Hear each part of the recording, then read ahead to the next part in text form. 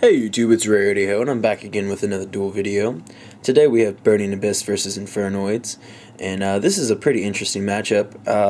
Infernoids do have a kind of advantage over Burning Abyss, but Burning Abyss definitely still have the speed factor, so it could definitely go either way. I win the die roll and I get to go first here, and I start with an Allure of Darkness just to improve my hand, banishing a Libic, normal summoning a Graf.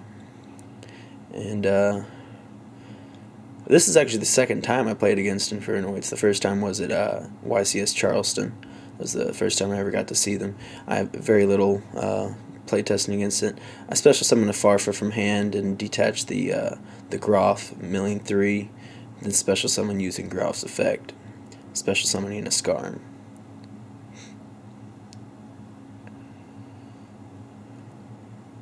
If you haven't played against Infernoids yet, they're definitely interesting. They can disrupt a lot of your plays, and that's why I choose to go ahead and get rid of this Soul Charge. I bring back a Graf and then make another Dante and detach the Skarm, adding a tour guide to my hand during the end phase with one card set. Especially cards like Soul Charge and things like that. You want to, since I opened it, I had to get rid of it. He activated a charge of the Light Brigade, and I believe he grabs a wolf off of this. I think he milled his Raidens or something. Yeah, he grabs a wolf. You can see there's one Raiden in the graveyard, and I believe the other one is in his hand. I'm assuming he only plays 2, and that's why he grabbed wolf. So he activates hand destruction, making me mill 2. Or both of us have to discard 2 cards from our hand and then draw 2. Mine was a Skarm and a tour guide. Not exactly the best card to use against Burning Abyss. I could see where that could potentially be really good against other decks, though. Well, maybe not. I mean, even against Shadal's it could be bad. So he summons a Raiden, and the one thing I do know about this deck is you don't want them to get their graveyard built up.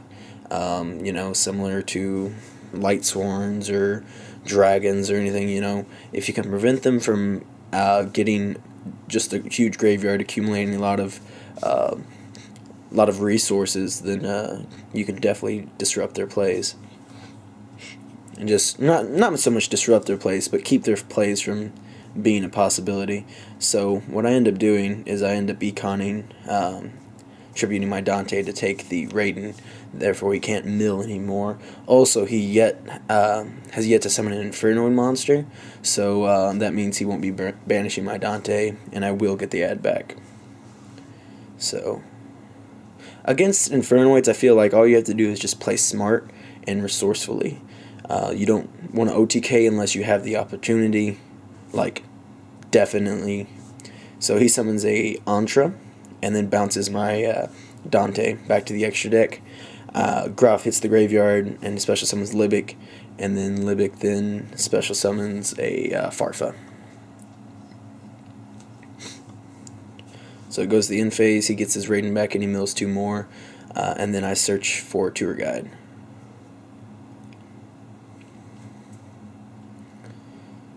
And here I special summon a Rubik, and like I said, as soon as they have an Infernoid on the board, you just have to play smart. So I summon a Virgil, and then I use Farfa's effect and target Antra, because I know, again, he is the problem. If I can get rid of him, then everything will be fine. And as you know, I've yet to normal summon, and I still have tour guide, plus quite a few other monsters in my hand. So he tributes to banish my Dante out of my graveyard, which, you know, this is the play I expected him to make, but I had to bait out the Antra somehow. I summoned tour guide in summoning a Graf, using Dante to mill 3, Graf's effect, then special summons out a Seer. And then at this point I know I'm safe, so I go for it. I use Virgil's effect to return the Light Sworn and then make an Acid Golem, and then there's that game. So I mean that's you know, just an example of how to play against this deck. Game 2 will be coming up shortly. As always, please remember to like, comment, and subscribe. This has been Rarity. Peace out.